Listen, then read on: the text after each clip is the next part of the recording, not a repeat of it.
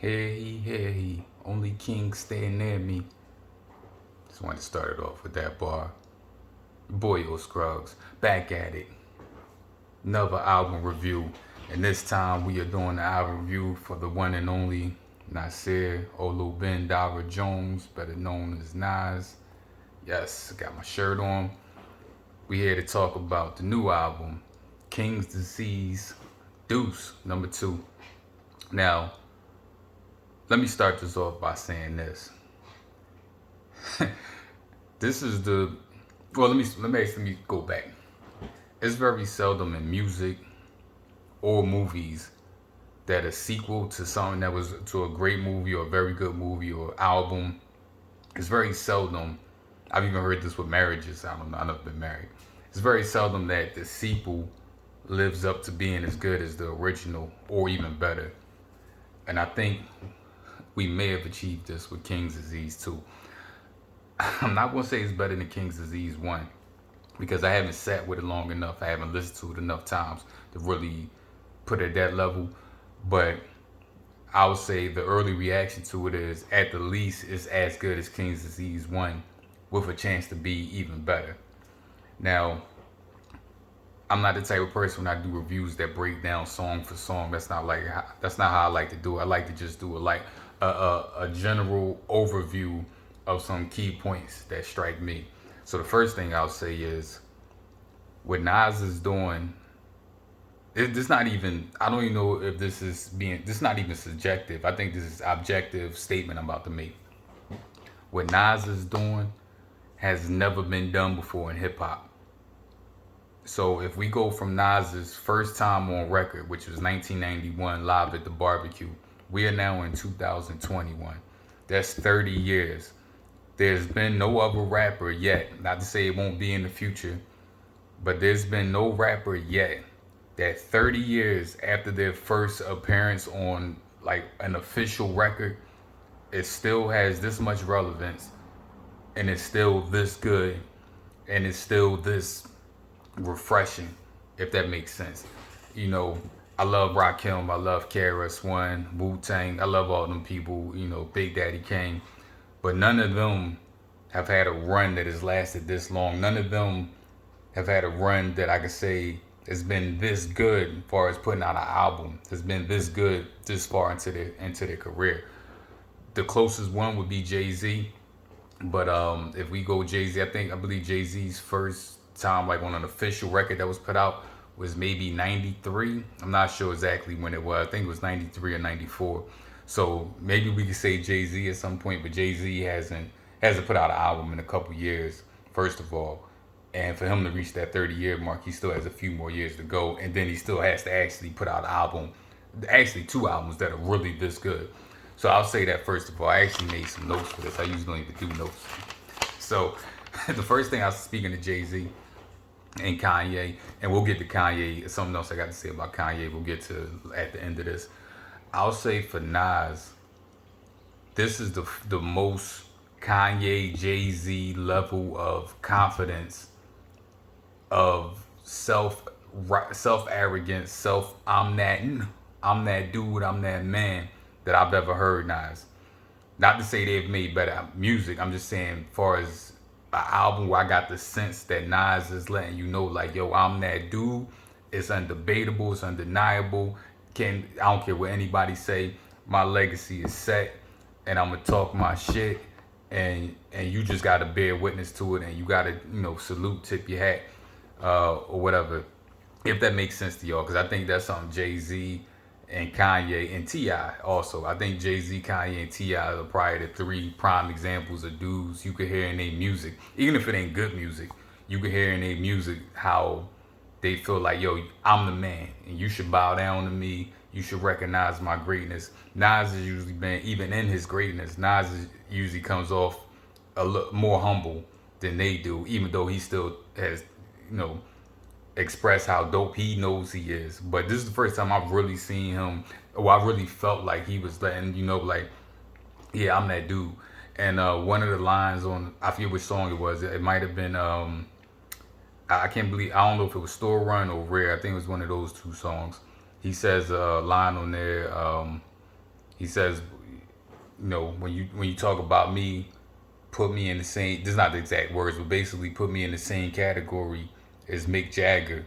You know what I'm saying? Put me in the same. I forget what else he said. I gotta look at my notes. He said Mick Jagger. Oh, and Bono. He said put me in the same category as Mick Jagger and Bono. They saying I'm a legacy act, and he's right. We at that point. I mean, hip hop is younger than rock and roll. Is younger than R&B. Is pretty much the youngest form of mainstream. The youngest genre of mainstream music. But it's been around now long enough for somebody like Nas where he can say, yeah, I'm 30 years in and I'm still doing this. So yeah, put me up there with a Mick Jagger, a Bono, a Springsteen, whoever, Elton John, whoever y'all consider to be legacy acts that are Hall of Fame level, that forever their position is enshrined. Now, for me personally, I can't speak for nobody else. After 2001, when Stillmatic came out, we talking 20 years ago, Nas had already made enough great music and moments for me to last me a lifetime. Like, if Stillmatic was the last thing Nas ever did, I was already good. I was like, yo, I'm good, because especially at that time, because like I said, rap was being one of the newer genres of music. To see a rapper be 7, 8 years in and still be dope was like wow. Because people forget Rakim had like 4 albums. I mean, I think it like 6 albums total, but it may be 4 in his prime. Same thing with Big Daddy Kane, like 3 in his prime. Wu-Tang like 4 in their prime. So it's even in 2001, I was like, well, damn, this has been a career. This is it. Like, if I don't hear another word from Nas in 2001, 20 years ago, I was already good.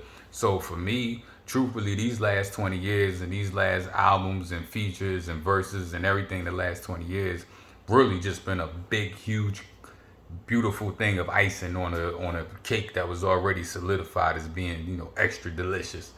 I don't know if I should pause that or not, but so a few tracks on the album. Like I said, I'm not going into specific detail because I'd rather y'all go out and listen to the album if you haven't already, or you compare what you thought compared to what I'm saying. So some of the standout tracks to me on the album, a song called Rare.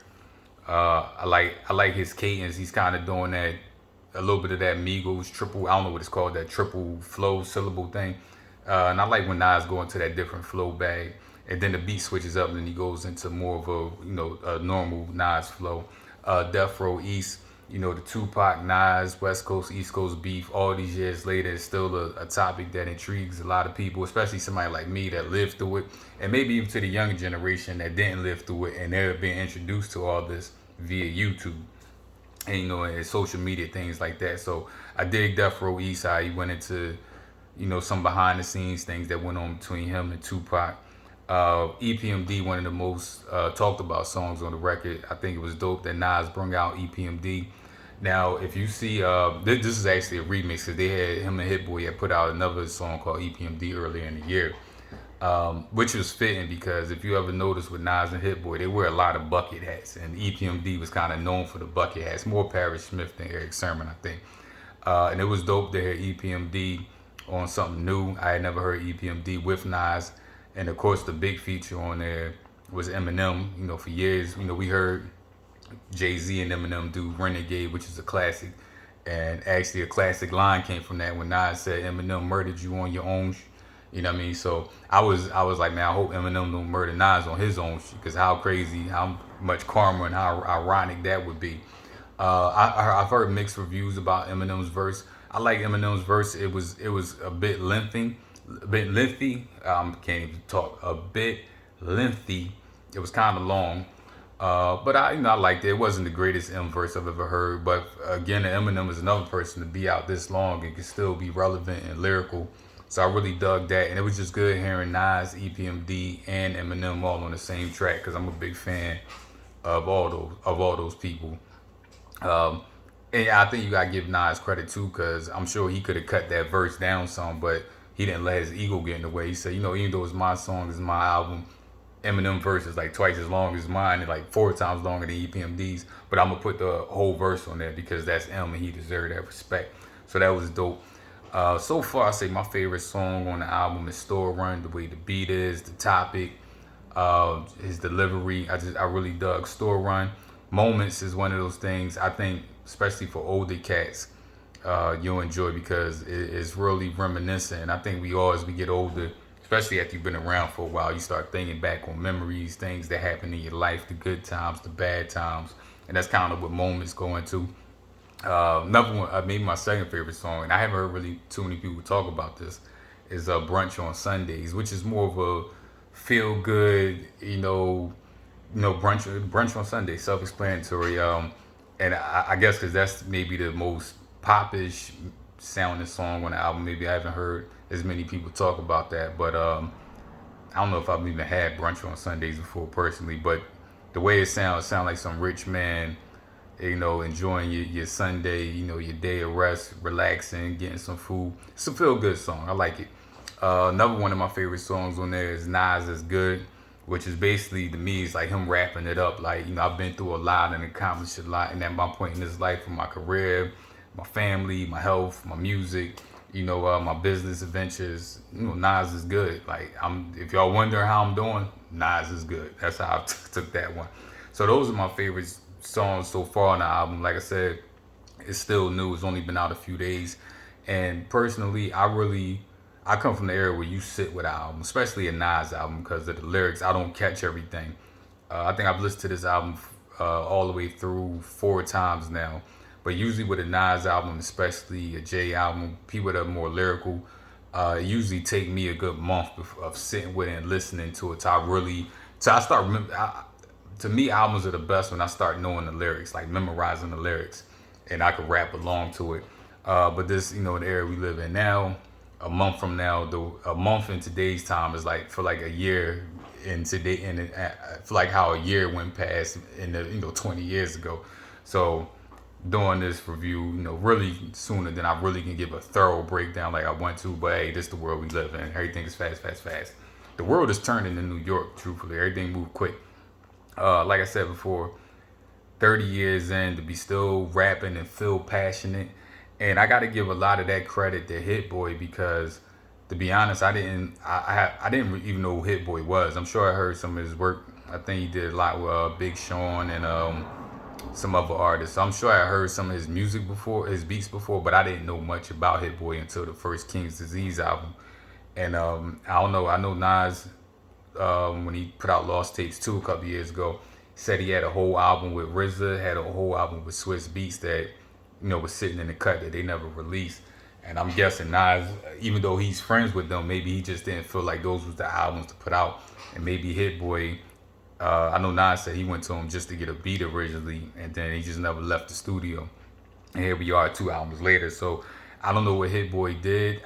Personally, I think Hit Boy has found a way to make beats that inspire Nas to still give you that 90s vibe of Nas, but sound like it's still relevant and up to date in 2020 and 2021, if that makes sense. It's like, I feel like Nas got an energy and a way to him right now that reminds me of 95, 96, 99 Nas, but it don't sound like it's in 99. It sounds like it's in 2020 and 2021. So salute to Hit Boy for bringing that out because I didn't know Nas still had this in him. I don't know if Nas knew he still had this in him, but sometimes it goes to show, like they say, sometimes a good woman or a good man could bring out the best in you, even when you think it ain't there no more. So I got to salute Hit Boy for that. It was good hearing Lauryn Hill again. You know what I mean? I thought Lauryn Hill was going to be singing, but it was good to hear Lauryn Hill rapping and kind of breaking down the world and where she's at mentally, and she sound fresh. And it was bittersweet because it sounded good, but it also made me think of how much good music we could have been getting from Lauryn Hill for all these years that we haven't gotten. But I'll take this. It's better than nothing. And it's funny that it happened in the same week with Jada doing what he did on Versus and Nas doing what he did on King's Disease too.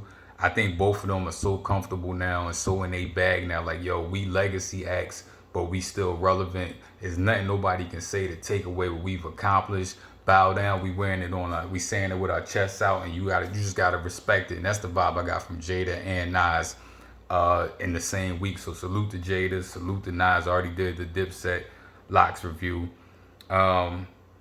Yeah, and that's where we at. King's Disease 2. I highly recommend it. Check it out. Tell me how you how it sounds to you? How does it compare to King's Disease 1? Nas still at it. And for all your Kanye fans, I mean, I like Kanye too, but I'm not die hard. Man, he just dangling y'all on the string, the puppet master. He dangling y'all on the string with these fake album releases, and y'all all just eating it up just for him to give y'all some weirdo album that he gonna put out. That's just my opinion. I like Kanye, but I like Kanye going back like 10 years ago Kanye. This new Kanye with all his extracurricular weird stuff and this weird incohesive music and this all these red lights and the choir singing, but it got a devilish vibe to it. It just ain't for me, bro. You know what I mean? I'll listen to the album, but I ain't falling for all the gimmicks. I like my artists like Nas that don't do all the extra weirdo crazy stuff to dangle you on the string. Just give you the music and you enjoy it.